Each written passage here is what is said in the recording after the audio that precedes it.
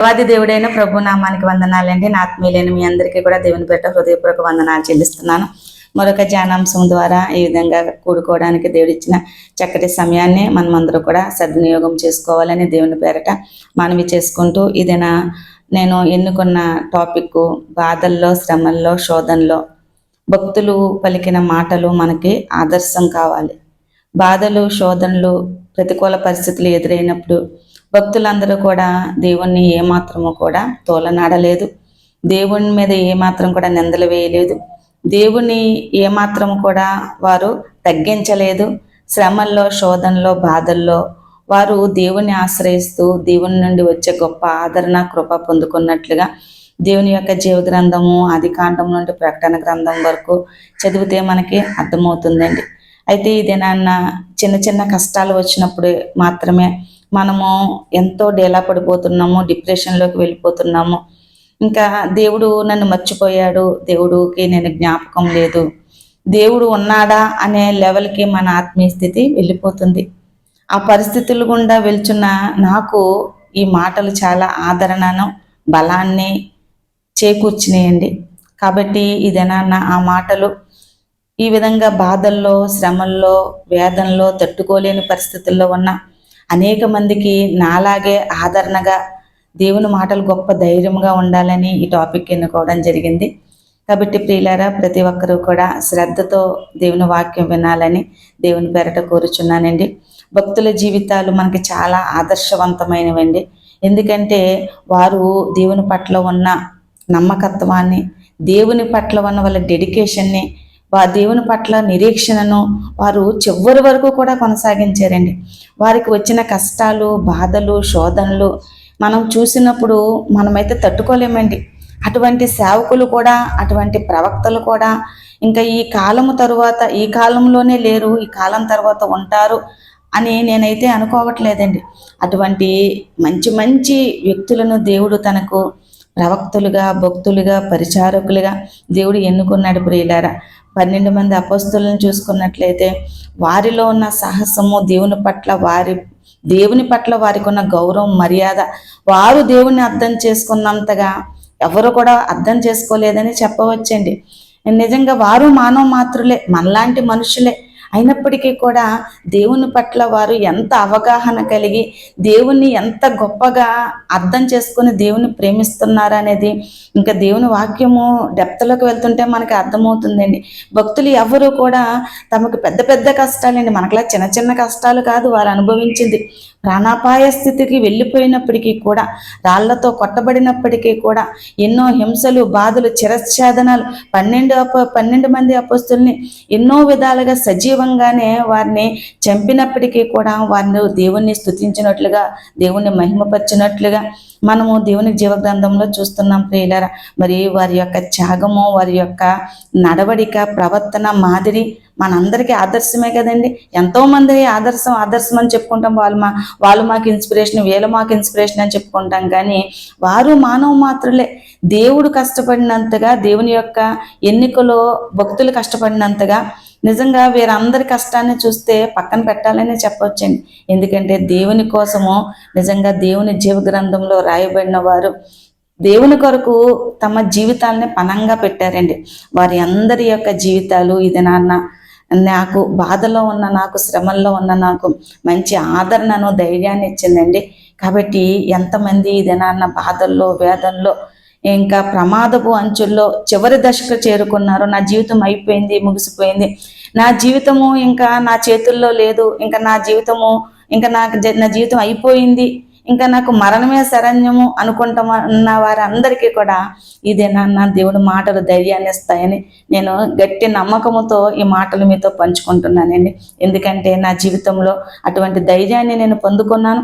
అటువంటి దేవుని పట్ల ఇంకా నేను చిన్న చిన్నట్లకి నేను ఎలా అయిపోతున్నానా, మరి భక్తులు ఎంత ఓర్చుకున్నారు, వారి యొక్క జీవితం నాకు మాదిరి కాదా అని దేవుని వాక్యంలో వీళ్ళందరినీ జ్ఞాపకం చేసుకున్నప్పుడు నిజంగా ఇంకా వర్ణించలేని శక్తిని, బలాన్ని, ధైర్యాన్ని దేవుడి నుండి పొందుకున్నాను. ప్రియులారా, ఇదేనా యేసు ప్రభు వారి కూడా లాస్ట్ మినిట్లో ఇంకా తట్టుకోలేకపోతున్నారు. ఆ శ్రమలను, బాధలను ఆయన ముందుగానే ఊహించి ప్రభువా నీ చిత్తమైతే ఈ గిన్నె నా యొద్ద నుండి తొలగించు అని ప్రార్థన చేశారు. కానీ వెంటనే మళ్ళీ అయ్యో దేవుని చిత్తాన్ని నెరవేర్చినాకే కదా నేను ఈ లోకంలోనికి వచ్చాను, దేవుడు ఈ గిన్నెలోని త్రాగడానికే కదా నన్ను ఈ లోకానికి పంపించాడు, నేను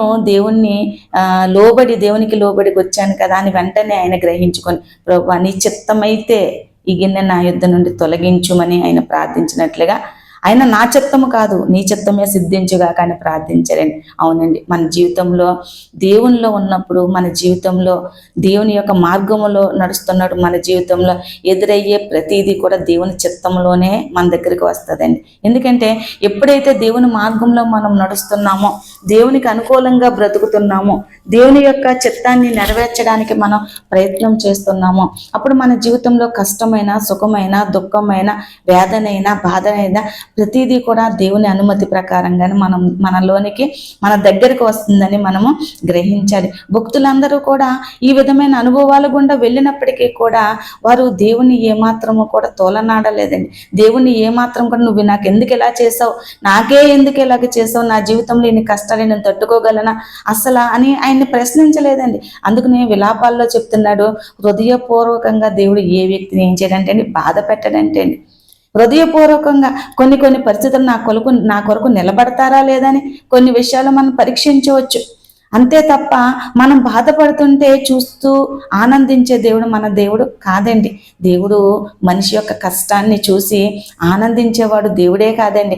అటువంటి దేవుణ్ణి మనం కలిగి ఉన్నాము కాబట్టి మనకు ఎదురయ్యే సమస్యల్ని, శోధనల్ని భక్తుల జీవితాల ద్వారా వారిని మనం ఇన్స్పిరేషన్ తీసుకొని వారి జీవితాల వల్లే మన జీవితాలు కూడా కష్టమైన, దుఃఖమైన ఏదైనప్పటికీ దేవునిలో ఆనందించే అలవాటు మనం చేసుకోవాలి. అందుకనే భక్తులు చెప్తున్నారండి, చేలలో పంట లేకపోయినాను, సాలలో గొడ్లు లేకపోయినాను, నాకు ఏది లేకపోయినప్పటికీ కూడా హబక్కూకులు అనుకుంటాయండి నేను దేవుని యందు ఆనందిస్తాను అని భక్తుడు చెప్తున్నాడు. ఫిలిప్పీలకు రాసిన పత్రికల పౌరుగారు చెప్తున్నారు, ప్రభువునందు ఆనందించుడి, మరలా చెప్పుదును ఆనందించుడి. ఎందుకంటే దేవునిలో ఎప్పుడైతే మనము ఆనందిస్తామో ఈ కష్టాలు, బాధలు ఏమీ కూడా మనకి బాధలుగా అనిపించవు. అందుకనే పౌలు గారు, మేము అపాయములో ఉన్నాను, ఉపాయము లేని వారం కాదు, మేము దూషించబడుచున్నను, మేము ఆదరణ లేని వారం కాదు, మేము అందరికీ అవమానకరంగా ఉన్నప్పటికీ మాకు ధైర్యమైన, కొండైన, ఆశ్రయమైన దేవుడు ఉన్నాడు. అంటే మేము ఏ పరిస్థితుల్లో ఉన్నప్పటికీ దేవుడు మాకు తోడుగా ఉన్నాడు కాబట్టి మేము ఏ విషయంలో కూడా కలత చెందము, దిగులు పడము. అవి అవమానాలైనప్పటికీ, దెబ్బలైనప్పటికీ, శోధనలైనప్పటికీ, ప్రాణం పోయే పరిస్థితులు అయినప్పటికీ కూడా మేము దేవుని మాత్రం విడిచిపెట్టము, దేవుడు మాకు తోడుగా ఉన్నాడని భక్తుడు చెప్తున్నాడు. ప్రియులారా, అదేవిధంగా ఏలియా గారు ఎన్నో సాహస కార్యాలు దేవుని నిమిత్తం చేశారు. బయలు ప్రవక్తలతో ఒక్కడగా నిలబడి సవాలు చేశాడు. ఆహాబు రాజుని ఎదుర్కొన్నాడు, యెజెబెల్ని ఎదుర్కొన్నాడు. ఎన్నో పరిస్థితులను జయించి వచ్చిన ఏలియా గారికి ఒకానొక దినములో నా ప్రాణం తీసివేసుకో ప్రభువా అని దేవుని ప్రార్థించినట్లుగా చూస్తాం. ఎందుకంటే మానవ మాతృడు కాబట్టి. అయినప్పటికీ కూడా దేవుని విడిచిపెట్టలేదండి. దేవుడు ఆయన్ని నిజంగా ప్రాణంతో ఉండగానే తీసుకువెళ్ళిపోయినట్లుగా లేఖనాలు మనకి సెలవిస్తున్నాయి. ఇంకా భక్తులు జీవితాల్లో అనేక మంది జీవితాలు, ఇర్మియా గారు అయితే తన పుట్టుక నుండి కూడా ఆయన జీవితంలో అన్ని కష్టాలేండి. మరి కష్టాల కోసమే దేవుణ్ణి నమ్ముకోవాలంటే దేవుడు ఎన్నుకున్నాడు, దేవుని అంతగా ప్రేమించాడు, దేవుని అంతగా అర్థం చేసుకున్నాడు. కాబట్టి కష్టాల్లో కూడా దేవుణ్ణి ఆయన విడిచిపెట్టలేదు. కష్టాల్లో కూడా దేవుణ్ణి ఆయన ఆశ్రయించాడు. ప్రతి విషయంలో నేను మాట నా నోట రాకముందే నాకు శోధన, బాధనలు కలుగుతున్నాయి, అనేక మందికి నేను విరోధం అయిపోతున్నాను, ఏంటి ప్రభువా అని ఎప్పుడు కూడా కొన్ని సందర్భాల్లో ఆయనకి అనిపించినప్పటికీ కూడా దేవుణ్ణి విడిచిపెట్టలేదండి. విలాప వాక్యాల్లో మనం చూసుకున్నట్లయితే విలాప వాక్యములు 3వ అధ్యాయము 17వ వచనమండి. నెమ్మదికి నాకును ఆయన బహుదూరము చేసి ఉన్నాడు, మేలు ఎట్టిదో నేను మర్చి ఉన్నాను, నాకు బలము ఉడిగెను అనుకొంటిని, యెహోవా యందు నాకు ఆశలు లేవనుకొంటిని, నా శ్రమను, నా దురవస్థను, నేను త్రాగిన మాచిపత్రిని, చేదును జ్ఞాపకము చేసుకొనుము, ఎడతెగక నా ఆత్మ వాటిని జ్ఞాపకం చేసుకుని నాలో కృంగి ఉన్నది, అది నీకెంకను జ్ఞాపకం ఉన్నది కదా, నేను దీన్ని జ్ఞాపకం చేసుకొనగా నాకు ఆశ పుట్టుచున్నది. చూడండి, ఎంతనికి నెమ్మదికి నాకు దూరం అయిపోయింది, నాకు ఆశ లేదు, నా జీవితం ముగిసిపోయింది అనుకుంటున్నాను. కానీ దేవుడు నమ్మదగిన వాడు కదా. ఆయనను ఎన్ని జ్ఞాపకం చేసుకుంటే నాకు ఆశ పుట్టుచున్నది. యెహోవా కృపగలవాడు, ఆయన వాత్సల్యత ఎడతెగక నిల్చున్నది గనుక మనము నిర్మూలము కాకున్న వారము, అనుదినము నూతనముగా ఆయనకు వాత్సల్యత పుట్టుచున్నది. నీవు ఎంతైనా నమ్మదగిన దేవుడు. అవును ప్రభా, నాకు ఎన్ని బాధలు కలిగినప్పటికీ కూడా నువ్వు నమ్మదగిన వాడు, నువ్వు వాత్సల్యం గలవాడు, నువ్వు కృప గలవాడు, అనుదినము నీకు వాత్సల్యత నూతనముగా పుట్టుచున్నది ప్రభా అని ఇర్మియా గారు తన కష్టాల్లో అనుకుంటున్నాడు, తన బాధల్లో అనుకుంటున్నాడు, తన శ్రమల్లో అనుకుంటున్నాడు, తనకు వచ్చిన అవమానాలు నిందల్లో అనుకుంటున్నాడు. నాకు ఇంకా ఆశ లేదు, నా జీవితం అయిపోయింది, నా జీవితం ముగిసిపోయింది, నెమ్మది నాకు లేదు, మేలు ఎట్టిదో నాకు మర్చిపోయి ఉన్నాను, నా జీవితంలో అన్ని కష్టాలే ఎదుర్కొంటున్నాను అని ఒక్కొక్క సమయంలో నిరాశ పడిపోతున్నప్పటికీ కూడా ఆయనకు మళ్ళీ దేవుని జ్ఞాపకం చేసుకుంటున్నప్పుడు, ఆయన కార్యాలను తలంచుకుంటున్నప్పుడు, లేకుంటే ఆయన నమ్మకత్వాన్ని గురించి ఆలోచన కలిగి ఉన్నప్పుడు ఆయన ప్రభా నువ్వు కృపగలవాడువు కదా, నువ్వు వాత్సల్యం గలవాడువు కదా, కృపతో నన్ను జ్ఞాపకం చేసుకోవా అని దేవునిని ఆయన ప్రార్థించినట్లుగా చూస్తున్నాం. ఇర్మియా గ్రంథంలోనే చెప్తున్నా, నేను ఇంకా దేవుని వాక్యాన్ని బోధించను, ఇంకా దేవుని వాక్యాన్ని ఎప్పుడైతే నా నోట దేవుని మాటలు ఎత్తుతున్నానప్పుడు నాకు శ్రమయు వ్యాధిని కలుగుతుంది, దేవుని వాక్యం నేను బోధించినాను అనుకుంటున్నాడంటే ఇర్మియా గ్రంథం 7వ అధ్యాయంలో అనుకుంటున్నప్పుడు మళ్ళీ ఆ వాక్యం ఏం చేస్తుందంటే ఆయనని బలవంతం చేస్తుందంటే, వాక్యం చెప్పకుండా అనుకుంటున్నాడు కానీ వాక్యం చెప్పకుండా ఉండలేకపోతున్నాడంటే, ప్రార్థన చేయకుండా ఉండలేకపోతున్నాడంటే, దేవుని జ్ఞాపకం చేసుకోకుండా ఉండలేకపోతున్నాడంటే. నిజంగా భక్తులు ఈ అనుభవాలు మనకి మాదిరికరంగా ఉంచడానికి దేవుడు జీవ గ్రంథంలో వారి యొక్క జీవితాల్లో అనుభవాలు మనకి రాసి ఉంచాడు ప్రియులారా. అవును, మన జీవితంలో కష్టాలు బాధలు ఎదుర్కొంటున్నప్పుడు, శ్రమలు శోధనలు గుండా మనం ప్రయాణం చేస్తున్నప్పుడు ఇంకా ఎందుకు వచ్చిన దేవుళ్ళే, ఎందుకు వచ్చిన భక్తులే, భక్తి చేస్తున్నంతసేపు నా జీవితంలో శ్రమలు ఎదురవుతున్నాయి, ప్రార్థన ఎంత ఎక్కువగా చేస్తున్నానో అంత ఎక్కువగా నా జీవితంలో శోధనలు ఎదుర్కొంటున్నా, అవమానాలు ఎదుర్కొంటున్నా, నా జీవితం దినదినము దిగజారిపోతుంది, నాకు ఇంకా ఆశ లేదు, నిరీక్షణ లేదు అని మనము కూడా అనుకుంటున్నప్పటికీ కూడా మళ్ళీ భక్తులు వెంటనే రికవర్ అయ్యారు ప్రతి ఒక్కరూ కూడా. ఏమండి, వారందరూ కూడా మళ్ళీ దేవుణ్ణి హత్తుకున్నారు, దేవుణ్ణి ఆశ్రయించారు. ప్రభువా నువ్వు నమ్మదగిన వాడు కదా, నువ్వు కృపగల దేవుడు కదా, నువ్వు వాత్సల్యం గలవాడు కదా, నాకు ఆశలు లేకపోయినప్పటికీ నువ్వు నమ్మదగిన వాడు నీ దగ్గరకు వస్తున్నాను అని మళ్ళీ వెంటనే దేవుని హత్తుకున్నట్లుగా చూస్తున్నావు. ఇదే నాన్న, కష్టాలకి నష్టాలకి భయపడిపోయి దేవునికి దూరం అయిపోతున్నావా ప్రియ సహోదరి సహోదరుడా? ఇంకా దేవుడు లేడనుకుంటున్నావా? ఇంక ఈ శ్రమంలో దేవుడు నన్ను విడిపించలేడు, ఎందుకు వచ్చినా దేవుడు లేని ప్రార్థించడం మానేస్తున్నావా? వాక్యం చదవడం మానేస్తున్నామా? దేవునికి దూరం అయిపోతున్నామా? అటువంటి పరిస్థితి మనం ఎప్పుడు కూడా వెళ్ళకూడదు, అటువంటి పరిస్థితికి వెళ్ళకూడదు ప్రియులారా. ఎందుకంటే దేవుడు నమ్మదగిన వాడు. ఆ కష్టాల్లో కూడా నిన్ను ఆదరించే ఒక శక్తిమంతుడు దేవుడు. ఆ నష్టాల్లో కూడా నిన్ను మళ్ళీ పైకి లేవనెత్తి ఆ నష్టాలని సహితము నీకు ఆశీర్వాద కారణంగా మేలు కారణంగా మార్చే దేవుడు. అవి ఉన్నవి లేనట్టుగా లేనివి ఉన్నట్టుగానే మార్చగలిగే దేవుడు. ఆయన నీకు నమ్మక ద్రోహం చేసేవాడు కాదు. నువ్వు ఆయనను ఆశ్రయించావు కదా, నువ్వు ఆయన నమ్ముకున్నాం కదా, మనము ఆయన మీద మనం గురి నిలిపాం కదా. చిన్న చిన్న కష్టాలు వచ్చినప్పటికీ కూడా దేవుణ్ణి తోలనాడొద్దండి. ఎందుకంటే భక్తుల జీవితాలు మనకి మాదిరి కావాలి, భక్తుల యొక్క మాటలు మనకి మాదిరి కావాలి. అందుకనే ఒక భక్తుడైతే తన ప్రాణంతో చెప్పుకున్నాడు, నా ప్రాణమా, దావీదు కీర్తనలు చూడండి 103వ కీర్తనలో, నా ప్రాణమా యెహోవాను సన్నతించుము, నా అంతరంగమును నా సమస్తము ఆయన పరిశుద్ధ నామమును సన్నతించుము. నా ప్రాణమా యెహోవాను సన్నతించుము, ఆయన చేసిన ఉపకారములలో దేనిని మరువకము. నీ దోషములన్నిటినీ క్షమిస్తాడు, నీ సంకటములన్నిటినీ కుదురుస్తాడు, సమాధిలో నుండి నీ ప్రాణమును ఆయన విమోచిస్తాడు, కరుణా కటాక్షంలో నీకు కిరీటముగా ఉంచుతాడు, మేలుతో నీ హృదయాన్ని తృప్తిపరుస్తాడు, పక్షిరాజు యవనం వల్ల నీ యవనము క్రొత్త దగ్గుచుండినట్లు మేలుతో నిన్ను తృప్తిపరుస్తాడు. చూడండి, ప్రాణంతో చెప్పుకుంటున్నాడు. మనకి బాధ వచ్చినప్పుడు, కష్టం వచ్చినప్పుడు భక్తులు మనకులాగా వాళ్ళతో షేర్ చేసుకోలేదండి. వీరందరూ కూడా హిజ్కియాకు యెషయా గారి ద్వారా వర్తమానం పంపించినప్పుడు హిజ్కియా గారు అయ్యో నా ప్రాణం పోతుంది అని తన కుటుంబ సభ్యులకి తన యొక్క స్నేహితులకి వెళ్ళి చెప్పుకోలేదు. ఏం చేశారంటే గోడ తట్టు ముఖము తిప్పుకొని, ప్రభా సత్యముతో యథార్థంగా నీ సన్నిధిని నేను ఎట్లు నడుచుకుంటున్న కృపతో జ్ఞాపకం చేసుకోమని దేవుని బ్రతిమలాడుకున్నట్లుగా మనం చూస్తున్నాం. ఇక్కడ కూడా భక్తులు ఎవరు కూడా తమ కష్టాల్లో తమ బాధల్లో మనుషులను ఆశ్రయించినట్లుగా దేవుని జీవగ్రంథంలో ఎక్కడా లేదండి. వారు దేవుని మీద ఆధారపడ్డారు. అందుకనే దేవుడు నాకు ఆశ్రయము, దుర్గము, నా కొండ, నా కోట, నా కేడము, నా బలము, నా ధైర్యము, ఇంకా ఇలా చెప్పుకుంటూ పోతే అనేకమైన మాటలు ఇంకా నిజంగా భక్తులు చెప్పినట్లుగా మనం చూస్తున్నాం. మరి మనకి చిన్న చిన్న కష్టాలు వచ్చినప్పుడు మనుషులతో పంచుకోవడం వల్ల ఆ బాధ తాత్కాలిక ఉపశమనం కలగొచ్చు, లేకుంటే కొంతమంది వ్యక్తులతో పంచుకోవడం వల్ల నీ బాధ తగ్గడం కాదు కదా, అనేక మందికి దానిది వ్యాప్తి కూడా జరగవచ్చు. కానీ దేవునితో వారు తీర్చలేరు, ఆర్చలేరు. ఒక తాత్కాలిక ఉపశమనం మాత్రమే వారు మాటలు ఇవ్వగలరు. కానీ దేవుని మనం ఆశ్రయించిన మన బాధల్లో, కష్టాల్లో, ప్రతికూల పరిస్థితుల్లో దేవుని పాదాలు పట్టుకున్నప్పుడు, ఆయన ఆశ్రయించినప్పుడు మనకి ఉన్న ఉపశమనం అనేది తాత్కాలిక ఉపశమనం అనేది మాత్రము కాదండి, పర్మనెంట్ యొక్క ఉపశమనం మనకు దేవుని దగ్గర మనకు దొరుకుతుంది. అందుకనే పౌలు గారికి ముమ్మారు ప్రార్థించాడంటే, నాకున్న ఈ ముళ్ళు తీసివేయను కానీ నా కృప నీకు చాలు.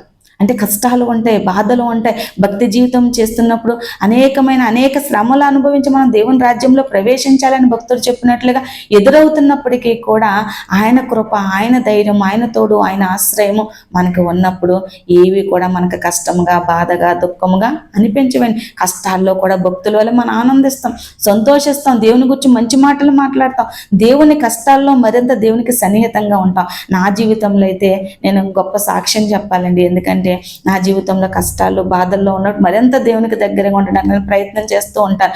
ఎందుకంటే ఆ కష్టాల నుండి, బాధల్లో నుండి విడిపించేవాడు, మనకు ఆదరణ, ఓదార్పిచ్చేవాడు దేవుడు ఒక్కడ మాత్రమే.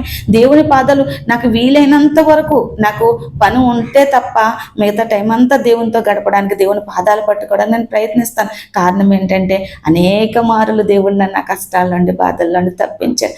దేవుని ఆశ్రయిస్తున్నప్పుడు ఏది కూడా నాకు కష్టంగా, బాధగా అనిపించలేదండి. అది నాకు జీవిత అనుభవం.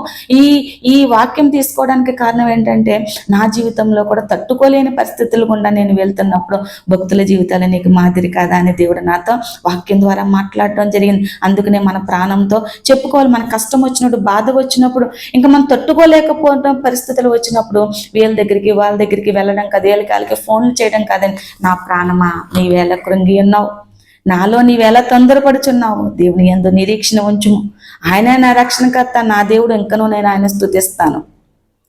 యోబు గారు కూడా చెప్పారు కదండి, నా శరీరము క్షీణించిపోయి, నా చర్మము చీకిపోయినను నేను దేవుణ్ణే స్తుతిస్తానని చెప్తున్నాను. భార్య వచ్చింది, నువ్వు చచ్చిపో అంది. అయినా సరే యోబు గారు, నేను మూర్ఖురాలు మాట్లాడినట్టు మాట్లాడకు, మేలు చేస్తేనే దేవుడా, కిడి చేస్తే దేవుడు కాదా? దేవుని ఎంత బాగా అర్థం చేసుకున్నారండి యోబు గారు. నిజంగా ఈ భక్తుల జీవితాలు మనకు మాదిరి కదా. ఇదే నాన్న శ్రమల గుండా వెళ్తున్నాం మనము కూడా మన ప్రాణముతో చెప్పుకోవాలి. ప్రాణమా, నా మనస్స, నా తలంపుల, నా ఆలోచనల మీరు తొందరపడకండి, దేవుని యందు నిరీక్షణ ఉంచు. నా ప్రాణమ నువ్వెందుకు కృంగిపోతున్నావు, నాలో నువ్వెలా తొందరపడుచున్నావు, దేవుని యందు నిరీక్షణ ఉంచు. ఆయన నమ్మదగిన వాడు, ఆయన కృపగలవాడు, ఆయన వాత్సల్యత గలవాడు. అనుదినము మనకి నూతనముగా వాత్సల్యత పుడుచుంది. అనేకమైన ఉపద్రవాల నుండి, శ్రమల నుండి దేవుడు నన్ను తప్పించాడు. ప్రాణమా, నువ్వెందుకు ఇప్పుడు తొందరపడుచున్నావు? దేవుడు నమ్మదగిన వాడు కదా, నువ్వు తొందరపడొద్దు. ఆయన కృంగిపోయినప్పటికీ లేవనెత్తువాడు. ఎండిన ఎముకలను సహితము ఆజ్ఞాపించి లేపిన దేవుడు, చచ్చిపోయిన వారిని సహితము సజీవులుగా చేసిన దేవుడు, కృంగిపోయిన వారిని సహితము లేవనెత్తిన వాడు. అటువంటి దేవుణ్ణి మనం కలిగి ఉన్నాం. ప్రాణమా అని మనం మన ప్రాణంతో మాట్లాడుకోవాలి, మన ప్రాణంతో మనం సముదాయించుకోవాలి. మన ప్రాణానికి, మన సమస్త అవయవాలకి కూడా దేవుని యొక్క గొప్పతనాన్ని మనమే చెప్పాలండి. ఆ విధంగా మన శరీరము, మన ఆత్మ, మన ప్రాణము దేవునికి సజీవ యాగంగా సమర్పణ కలిగినట్లుగా మనము ఆత్మీయ జీవితాన్ని నడిపించుకోగలిగినప్పుడు మనకంటే ధైర్యవంతులు ఈ లోకంలో ఎవరు ఉంటారండి. మనకున్న నిరీక్షణ, నమ్మకాన్ని దేవుడు ఒమ్ము చేసేవాడు కాదు. ఒకవేళ మనుషుల మీద పెట్టుకుంటే మనుషులు ఒమ్ము చేస్తారేమో, నమ్మక ద్రోహం చేస్తారేమో.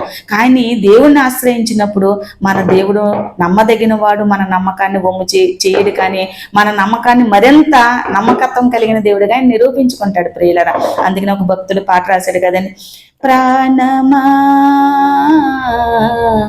ఎందుకే తొందర, దిగులు పడకు, వేదన పడకు, ప్రభువు తోడుండగా. ప్రాణమా ప్రాణమా ప్రాణమా ప్రాణమా ఎందుకే తొందర, నిజంగా ఈ పాట నాకు ఇష్టము, ఈ వాక్యం నాకు ఇష్టము. ఇదేనా నేను చెప్పబోయే వాక్యము నాకు మరింత దేవునిలో బలపడడానికి, దేవుని మీద ఆధారపడడానికి నాకు అవకాశం కల్పించిందండి. కాబట్టి ఇదేనా నా బాధల్లో, వేదనలో, శోధనలో, లేకుంటే చిట్ట చివరి దశలో ఇంకా నా జీవితం అయిపోయింది అనుకుంటూ నిరాశ నిస్పృహల్లో ఉన్న వారందరూ కూడా ఈ భక్తులు దేవుని నుండి పొందుకున్న గొప్ప సహాయాన్ని, ఆదరణను, ఓదార్పును, ఆశ్రయాన్ని, దేవుడి యొక్క కృపను, దేవుని యొక్క వాత్సల్యాన్ని అనుభవించారు. వారు మనకి దేవుని జీవ గ్రంథంలో మాదిరిగా ఉన్నారు. కాబట్టి ఇటువంటి దేవుని యొక్క మాటలను, భక్తుల యొక్క మాటలను మనము నెమరు వేసుకుంటూ ధైర్యం పుంజుకొని, దేవుడు విడిచిపెట్టేవాడు కాదు. తెల్లైనా మరుస్తుంది కానీ నేను నిన్ను మరువను, నిన్ను అరిచేతుల మీద చెక్కుకున్నానన్న దేవుడు ఎలా మర్చిపోతాడు? ముదిమి వచ్చే వరకు ఎత్తుకుంటానని వాగ్దానం ఇచ్చిన దేవుడు మనల్ని ఎందుకు విడిచిపెడతాడు? నిన్ను విడువను, ఎడబాయనని ఆయన వాగ్దానం ఇచ్చాడు కదా. కాబట్టి ఏ పరిస్థితుల గుండా వెళ్తున్నప్పటికీ కూడా దేవుడు నమ్మదగిన వాడని మనం గ్రహించి దేవుని నమ్మకత్వంపై ఆధారపడగలిగిన నాడు మనకున్న బాధలు, శోధనల నుండి గొప్ప విడుదల దేవుడు మనకిచ్చి సంతోషించే, ఆనందించే భాగ్యాన్ని మాత్రమే కాకుండా ఒక సాక్షులుగా మనల్ని నిలబెట్టి అనేక మంది కష్టాల్లో, బాధల్లో ఉన్న వారికి ఇన్స్పిరేషన్ గా మనల్ని దేవుడు నిలబెడతాడు. కాబట్టి ప్రియులారా, ఈ వాక్యం ద్వారా మీ అందరూ ఆదరణ నావలే పొందుకోవాలని, మరింత దేవునికి సన్నిహితంగా నమ్మదగిన దేవుని వైపు చూడాలని దేవుని పేట కోరుకుంటూ ఈ పరిశుద్ధ మాటలు దేవుడు దీవించి ఆశీర్వదించిన గాక. అందరికీ వందనాలే.